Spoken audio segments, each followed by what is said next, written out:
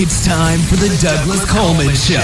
Mr. Smooth and Savvy is joined by guests from all walks of life, from the entertainment industry to authors to political and social commentators, the famous and not so famous, the controversial and the light and fluffy. We have it all. Now, here's Douglas Coleman.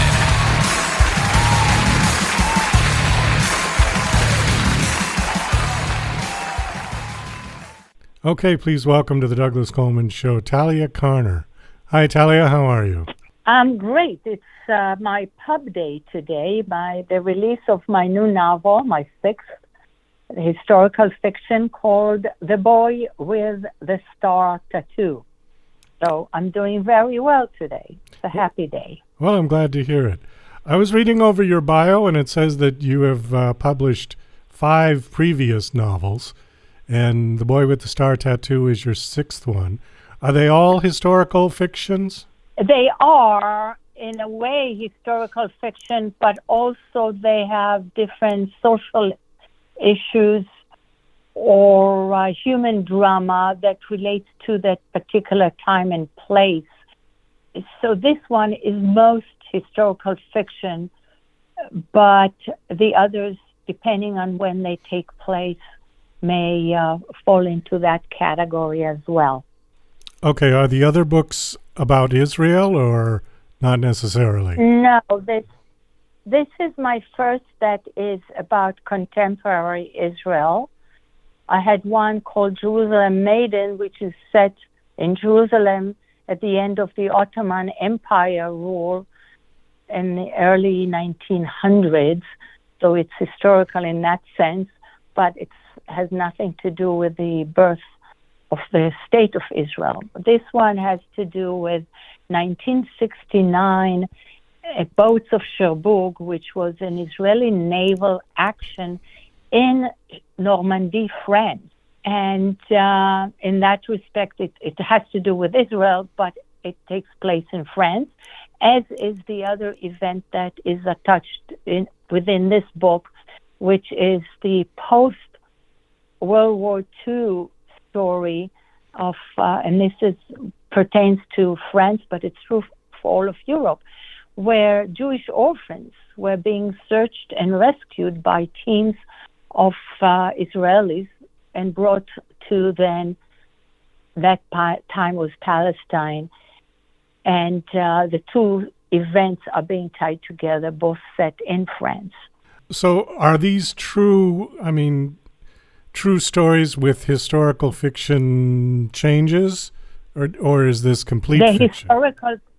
The historical background is completely true, and it has to be true, but then there is a completely fictional story that I made up that connects the two events, the characters, and so on, that makes it a story of fiction. And that's true, for example, if you have a World War II book, you cannot invent the Nazis' invasion into a country that they didn't invade, or in having a battle where no battle had taken place. It has to be historically correct. But then you find the human story and the drama based upon what would make sense. It's not aliens showing up in that situation. It is real people that you invent, but they feel real. They feel that you can go on a journey with them into the feelings, the time, the place, the sensations, the understanding of the psychological, political, religious, geographical forces that control our lives within that context. Oh, I see. Okay. So it's real time, real situations, and then you inject a fictitious character into that situation. Correct. Okay. Correct. All and right. more than one fictitious character. More than one. There's Okay. there's a cast of characters that tell this particular story, which is quite unique because I really don't write naval warfare, which is the background of this book. The boats of Cherbourg was a big, important event that took place, as I'm saying, in 69 in Cherbourg, France. But I write human drama and the human stories, and this is The Boy with the Star Tattoo is a story of a young woman, 20-year-old, who is an assistant to an officer, Israeli officer stationed in Cherbourg, France, and she's obsessed on trying to track his past to a quaint French village where he had been found at the age of 4 after World War II and brought at that time to then Palestine. And she is running all over France, following breadcrumbs, trails of clues in order to piece the whole picture together. And that's the human drama of this book. Are you a full-time author, or do you do something else? No, I'm a full-time author, yes. And I'm very involved always writing and researching and interviewing and editing and revising and editing again. Yes, that's over more than a full-time job. It says that you were born and raised in Israel, and you served in the IDF. Is that correct? Correct, yes. Oh, and now you live in New York and Florida. In New York, yeah. Yes. And right now I'm speaking to you from Florida, where I spend my winter. And then I go to New York by the first week in May, and I will continue my book tour from there throughout the summer. So it's very involved, and the listeners who may want to join on any of I have some Zoom calls which would be open to the public. They can find that on my website, which is my name, TaliaCarner.com, TaliaCarner.com. And there are also many in-person events. Some are open to the public and some are not. But I do a tremendous amount of public speaking because I lecture about the social issues or the political background. In this case, let's say Franco-Israel relationship as relates to those two time periods. What happened to those orphans found in France, and how the French didn't want to give them back, for example, while they had sent their parents to Auschwitz. And what was the mood that made that possible?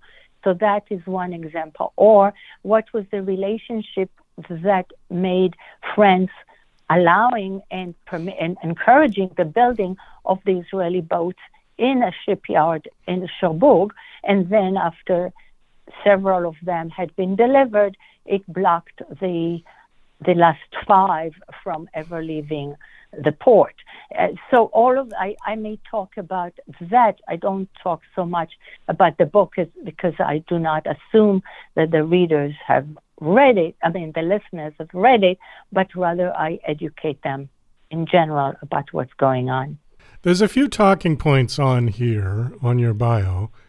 We're not going to have time to do all of them, but I want to hit one of them, and it's a little bit peculiar the way it's written because it's written as a statement rather than a question.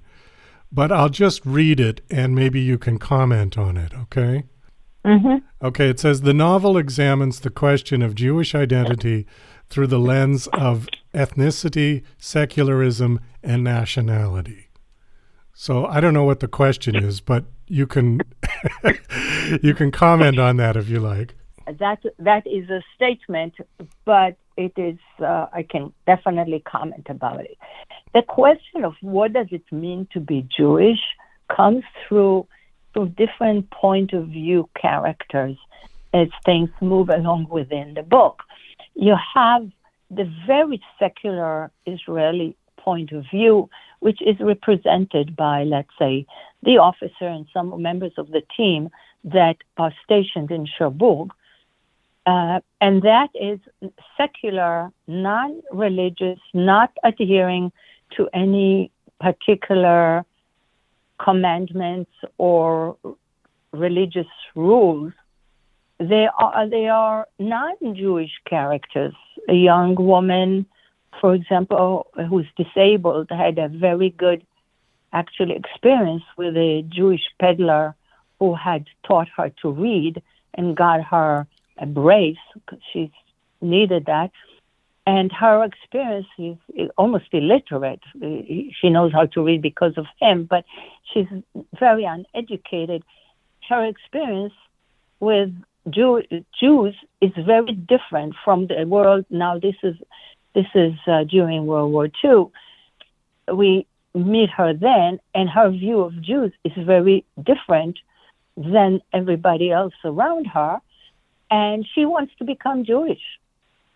And of course, that she learns that's not very simple. It's not the way you become Christian by saying, I can become Christian, and a few drops on your forehead, drops of water, and some prayers, and you are Christian. That Jews are not as welcoming to converts.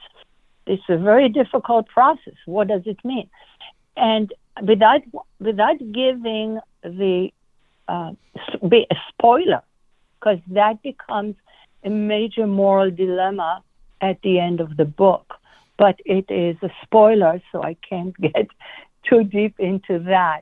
But that is the very different views that are expressed by the different characters. I wanted to ask you one question, just generally, and then we'll have to wind this down. Obviously, there's a war going on in Gaza right now, and I do support Israel in their right to defend themselves. But how do you think that the United States should position themselves in terms of, do we go in with boots on the ground and assist the Israelis, or do we just do it in a diplomatic sort of way without actually engaging our military? Israel has never asked any foreign army to come and get involved. There have been individual volunteers who may volunteer some specialties, but no, as a country, the United States is not going in, and Israel would never ask them for that.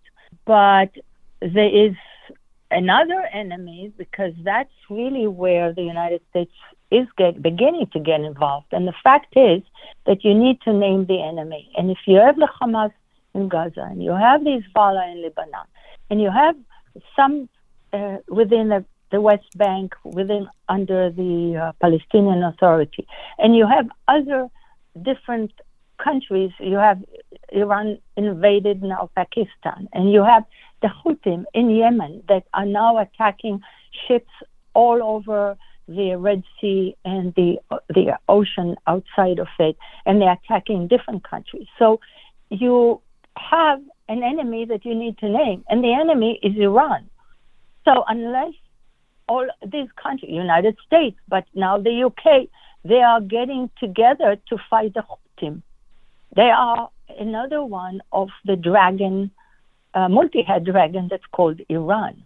And that is where many countries have an interest in getting into, unfortunately, responding to a war, because 100 and somewhat attacks on U.S.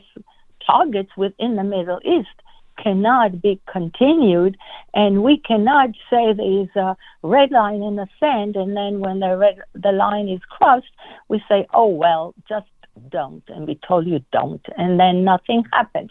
So, but it's, again, it's now a problem of the West, because the ships that have been attacked in the Red Sea are not necessarily Israelis.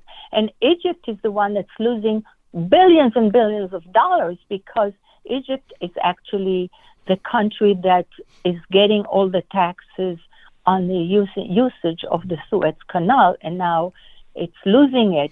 But Egypt is the one that also needs to get into that war alongside with the United States against the Houthis, which are, as I'm saying, part of Iran. That's a different war than Israel-Gaza war. What do you think the solution is going to be for this, or the resolve in the end of this? because people have been talking about a two-state solution, but my feeling is that you already had a two-state solution when the Israelis pulled out of Gaza in 2005. And obviously that didn't work out. I mean, do you think that that is possible for an actual two-state solution, or is that just a waste of time? Unfortunately, as you say, it depends who takes that other state. And if it becomes a terrorist state, that its goal is not territorial. Its goal is to destroy Israel. Right. They don't even, unlike the chants of the Palestinians from the river to the sea, which means taking over the land, they just want to kill the Jews. And in order to accomplish their goal, they also want to sacrifice the Palestinians. The more Palestinians get killed, the better Hamas is doing. Hamas never had the interest, for 1% interest of the Palestinian people, as it stole all the resources, all the money, all the cement, all the fuel, everything that they were getting in order to build an infrastructure to fight Israel, giving nothing to the people. And now, even now, they could have allow the Gazans to hide in their tunnels, but they never did. They prefer to have Palestinians murdered. So now they can throw out numbers that cannot be verified, like 20-somewhat thousand killed. We know that 10,000 of them were Hamas fighters. But beyond that, it's very hard to determine. No, you cannot have a state with them. What you need to get at this point is not a ceasefire, because Hamas had a ceasefire on October 6th, and they broke it. Right. And every time they broke every single ceasefire, they broke every single one of them. So to give them a ceasefire just so they can strengthen themselves again, put the population in places where more can get killed, that is not going to be the solution. The solution is surrender. When Hamas surrenders to defeat, and unless we demand that, and the world community has to ask for it, and there are voices, whispers within Palestinians in Gaza that would like to see the end of Hamas, and they will cooperate with the West in removing Hamas and building a decent administration that can be then give some years, generations to unindoctrinate the people. The indoctrination of children when they are being taught to kill Jews, and to want to die to become a shahid. The humanizing of Jews was clearly demonstrated in the attack on October 7th.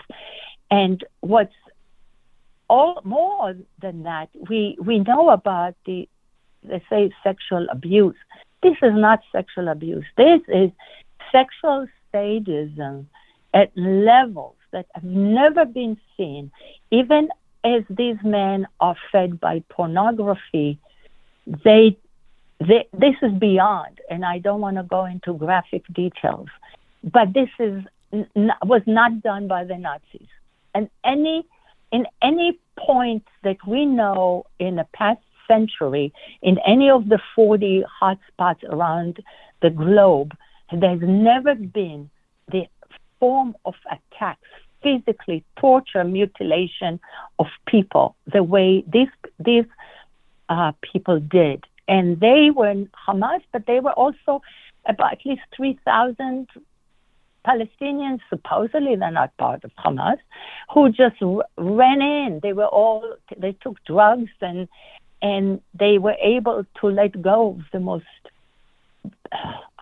primal, sadistic kind of education that they received. And they've been receiving under the UNRWA, the UN relief for refugees now for 75 years. And that needs to be undone. You can't just do it in one day. That will be something that just in the last few days the world begins to talk about, but Israel had been talking about for many years, and other organizations that strove to get peace, they were talking about and showing videos, showing textbooks from schools, and it went nowhere. But that's the result, is what we've seen. You can't build a state with people like that next to you.